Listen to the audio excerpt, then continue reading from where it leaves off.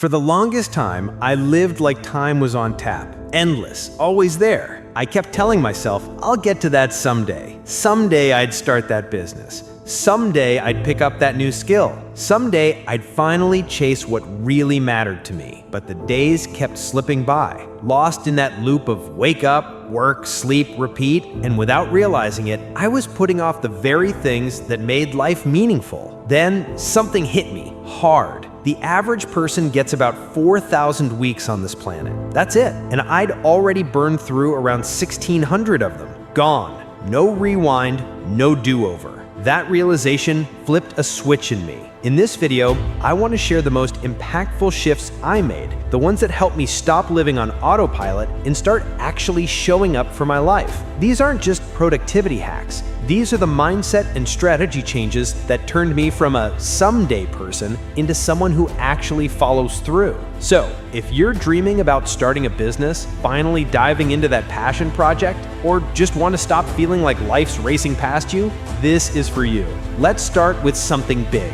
Align your money with the life you really want. For 9 years, every decision I made was about climbing higher, earning more, hitting those shiny career milestones. And here's the truth. I was doing everything right on paper, but inside, I felt off, unfulfilled, disconnected. I kept thinking, once I get that next promotion, once I finally hit 6 figures, then I'll feel good. But those milestones came, and that feeling never did. That's when I realized I was chasing money first, hoping it would buy me the life I wanted. But that's backwards. You don't earn your way into a meaningful life. You decide what kind of life you want and then figure out how to build your money around that. For me, it meant eventually walking away from a high-paying job to build something that mattered more. For you, maybe it's about creating space to travel or more time with your family, or finally writing that book without constantly stressing over next month's bills. Whatever your goal is, it all comes down to this. Get clear on what you're actually working toward. When you know what matters most, you can start making intentional money choices that actually support that vision, no matter where you're starting from. There are only 2 people whose opinion should truly matter: the 8-year-old you and the 80-year-old you. Not your parents, not your boss, not your friends or your partner. Just those 2 versions of you. The 8-year-old you, the kid who was full of wonder, wild ideas, and zero limits, they're still in there, quietly hoping you'll chase the dreams they once believed in, that you'll be brave enough to take risks, that you'll have fun. Then there's the 80-year-old you, wise, experienced, and looking back on it all. That version of you doesn't care about titles or status. They just want to know you truly lived, laughed often, loved deeply, and soaked up the good stuff while it was happening. That hit me hard, because I realized most of the time I'm living for someone else's approval, or I'm so focused on surviving the day-to-day that I forget to check in with either of those versions of myself. So now, every few months, I ask myself a simple question. Would both of them be proud of how I'm living right now? When I'm hesitating on taking a leap, I think about that 8-year-old me. Would they be cheering me on or disappointed I'm playing it safe again? And when I'm drowning in work stress or trying to impress someone who won't even remember me in 5 years, I think about 80-year-old me. Would they say, glad you spent hours worrying about that deadline, or I wish you'd just enjoyed that sunny afternoon? That question has become my compass. If both the dreamer and the wise one would be proud, I know I'm on the right path. Here's something that most of us get wrong. Not all decisions are equal. There are type 1 decisions, the big, serious, one-way door kind. Having a kid, buying a house, making major health choices. These take time, thought, and intention. Once you walk through that door, it's really tough to go back. But then there are type 2 decisions, the kind we think are huge, but really, they're flexible, reversible. These are two-way doors. Trying out a new hobby, moving to a new city, changing your morning routine, even switching careers. If you try it and it doesn't work out, you can adjust. You can pivot. You're not locked in forever. The problem is so many of us treat type 2 decisions like they're type 1. We overthink, we hesitate, we wait, all because we're afraid of getting it wrong. But life isn't a test with one right answer. It's a series of experiments. You try something, you learn, you adjust, you keep going. So the next time you're feeling paralyzed by a decision, ask yourself, is this a one-way door? Or can I just turn around if it doesn't feel right? Chances are the stakes aren't as high as they seem, and the cost of not trying might be way bigger than the risk of failing. Here's the thing about most decisions. You can usually turn around and walk back through the door, and yet we rarely treat it that way. Most of us act like every choice is do or die. We stress, we overthink, we freeze, all over decisions that are totally reversible. We treat type 2 decisions, those flexible, low-risk ones, like they're type 1, the big, life-altering, no-going-back kind. I know because I did it too. When I quit my job, I thought I was blowing up my whole career. I was convinced I'd just committed corporate suicide. I had this growing online presence, and I thought, well, no one in banking will ever hire me again. That chapter's closed. But here's the truth. It wasn't closed. Not even a little. To this day, I still talk to some of my old colleagues. That door, still wide open. The bridge I thought I'd burned, totally intact. I had built this entire story in my head that just wasn't real. And that's what so many of us do. We stand in front of these big questions. Should I start that business? Should I take that trip? Should I learn this new skill? And we act like we're deciding our entire future right then and there, like it's irreversible. But in most cases, it's not.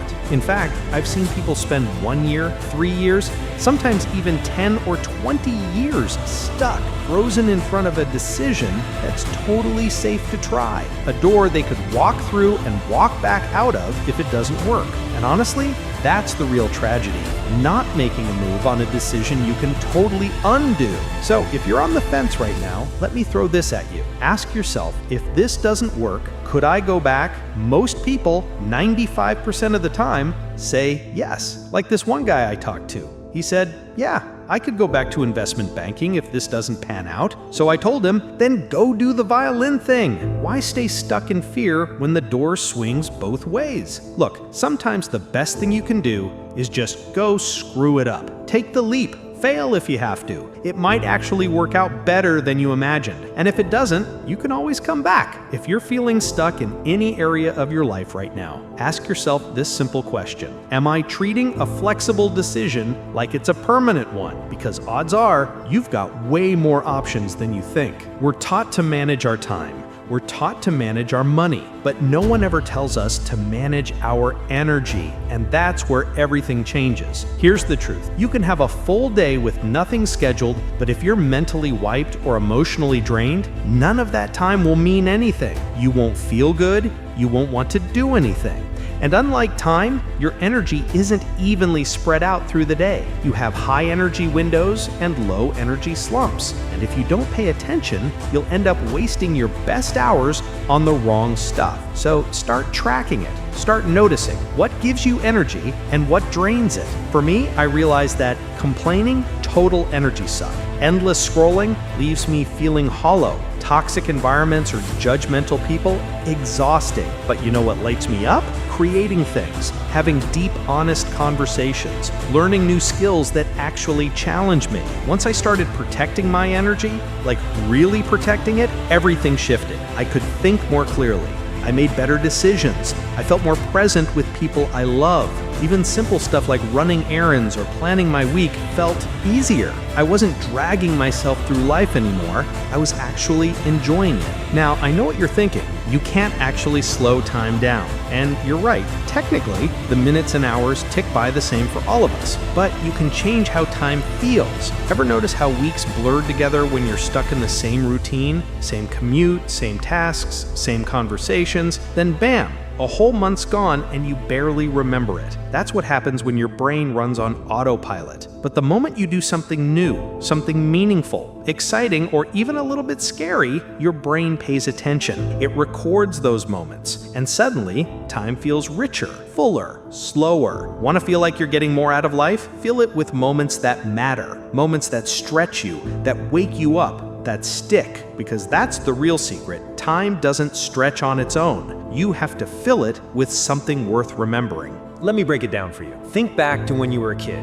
Remember how summer used to feel endless. One day felt like a week. A week felt like a whole adventure. Why? Because everything was new. You were exploring, you were learning, you were constantly surprised by the world around you. Now, fast forward to adulthood. You wake up, check your phone, drive the same route, do the same work, scroll the same feeds, watch the same shows, and go to bed. Rinse and repeat. And suddenly, it's August. You blink, and the whole year's already flown by. This isn't just a feeling, there's actually science behind it. Your brain doesn't measure time by the clock, it measures it by memories. And when you're a kid, your days are packed with firsts. New places, new people, new challenges. So your brain is constantly making fresh memories, and time feels full and stretched out. But when you're stuck in the same routine day after day, there's nothing new to remember. You go into autopilot, and your brain basically stops recording.